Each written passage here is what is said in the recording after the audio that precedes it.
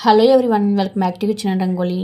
ఈరోజు వీడియోలో వేసవికాలం వచ్చేస్తుంది కదండి. సమ్మర్ స్పెషల్గా ఒక స్పెషల్ దోశ రెసిపీని మీతో షేర్ చేద్దాం అనుకుంటున్నాను. శరీరానికి చలవ చేసే పెసరపప్పుతో ఈ దోశను చేసి చూపించిపోతున్నానండి. ఈ దోశ అనేది చాలా బాగుంటుంది, మెత్తగా చాలా బాగుంటాయి. వీటిని చేసుకోవడం కూడా చాలా ఈజీ. ఇప్పుడు వీటిని ఎలా చేసుకోవాలో ఇప్పుడు ఈ వీడియోలో చూసేయండి. మరి దీనికి ముందుగా ఇక్కడ ఒక మిక్సింగ్ బౌల్ తీసుకొని దాంట్లో ఒక కప్పు పెసరపప్పు వేసుకోండి. ఈ పెసరపప్పులో వాటర్ పోసేసి 2 గంటల పాటు ఈ పెసరపప్పుని నానబెట్టుకోవాలి.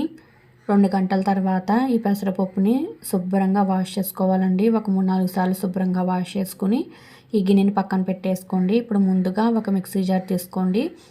మిక్సీ జార్ తీసుకొని దాంట్లో ఇప్పుడు ముందుగా మనం కడిగి పక్కన పెట్టుకున్న ఈ పెసరపప్పుని వాటర్ ఏమి పడకుండా ఈ పెసరపప్పు మొత్తం మిక్సీ జార్లోకి వేసేసుకోండి.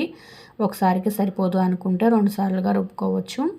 నేను ఇక్కడ తక్కువ క్వాంటిటీలో తీసుకున్నాను కాబట్టి ఒకసారి వేసేస్తున్నాను. వేసేసిన తర్వాత ఇప్పుడు దీంట్లోనే 1 ఇంచు వరకు అల్లం, 3 పచ్చిమిరపకాయలు వేసుకోండి. దీంట్లోనే రుచికి సరిపడినంత ఉప్పు వేసుకోండి. అలాగే ఒక 1/2 టీ స్పూన్ వరకు జీలకర్ర వేసుకోండి. ఇప్పుడు దీంట్లో తగినన్ని వాటర్ పోసి ఈ పిండి అనేది చాలా స్మూత్గా రుబ్బుకోవాలండి. ఇలా స్మూత్గా రుబ్బుకున్న తర్వాత ఇప్పుడు దీంట్లో 1 కప్పు వరకు పెరుగు వేసుకోవాలి. మీరు ఇక్కడ పెరుగు అనేది ఇలా పిండి రుబ్బుకున్న తర్వాత అయినా వేసి మళ్ళీ ఒకసారి గ్రైండ్ చేసి తీసుకోవచ్చు. లేదంటే కనుక ముందు పెసరపప్పు రుబ్బేటప్పుడే దాంట్లో ఈ పెరుగు 1 కప్పు వరకు వేసేసి అయినా కూడా రుబ్బుకోవచ్చు. ఇలా వేసిన తర్వాత గడ్డలుగా ఉంటుందనుకుంటే మరొకసారి గ్రైండ్ చేసి తీసుకోండి. ఈ గ్రైండ్ చేసుకునే మిశ్రమాన్ని ఒక మిక్సింగ్ బౌల్లోకి వేసేసుకోండి. ఇప్పుడు దీంట్లోనే ఒక 2.5 టీ స్పూన్స్ వరకు బియ్యం పిండి వేసుకోండి.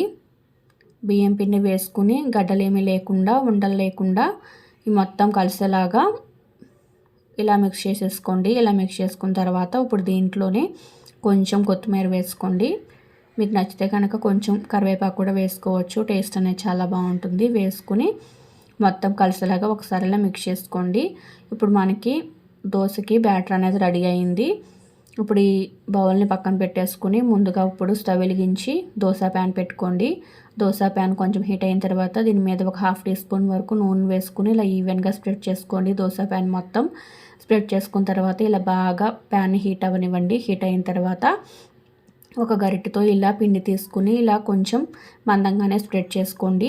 స్ప్రెడ్ చేసుకుని ఇది కొంచెం ఫ్రై అయిన తర్వాత దీని మీద ఒక 1/2 టీ స్పూన్ వరకు నూనె వేసుకోండి. నూనె అది ఇలా ఈవెన్గా స్ప్రెడ్ చేసుకుని దీని 2 వైపులా గోల్డెన్ బ్రౌన్ కలర్లోకి వచ్చేంత వరకు ఫ్రై చేసుకోవాలి. దోశ అనేది 2 సైడ్స్ గోల్డెన్ బ్రౌన్ కలర్ రావాలండి. అలా వచ్చేంత వరకు ఫ్రై చేసుకోండి.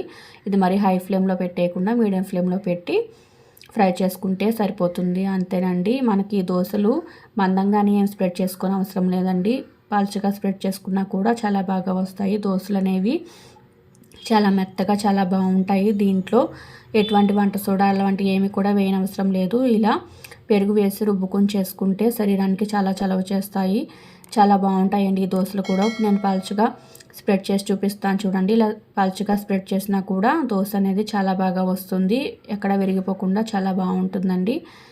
ఈ దోశలు చాలా మెత్తగా ఉంటాయండి. మనం కొంచెం మందంగా స్ప్రెడ్ చేసుకున్నా లేదంటే ఇలా పల్చగా స్ప్రెడ్ చేసుకున్నా కూడా చాలా మెత్తగా చాలా బాగుంటాయి. తినకొందుకు తినాలనిపిస్తాయి. ఇలా 2 సైడ్స్ గోల్డెన్ బ్రౌన్ కలర్లోకి వచ్చేంత వరకు ఫ్రై చేసుకున్న తర్వాత వీటిని వేరొక ప్లేట్లోకి ట్రాన్స్ఫర్ చేసేసుకుంటే సరిపోతుంది. అంతేనండి. ఇలా మనకి ఎన్ని కావాలంటే అన్ని దోశలు వేసుకుని మనకి నచ్చిన చట్నీతో సర్వ్ చేయొచ్చు. ఇది పల్లీ చట్నీ, కొబ్బరి చట్నీ, ఏదైనా అల్లం పచ్చడి దేంతో సర్వ్ చేసినా కూడా టేస్ట్ అనేది చాలా బాగుంటుంది. చూసారు కదా, చాలా ఈజీగా శరీరానికి చలవ చేసే పెసరపప్పు పెరుగుతో మనం దోశలు ఎలా చేసుకున్నాము.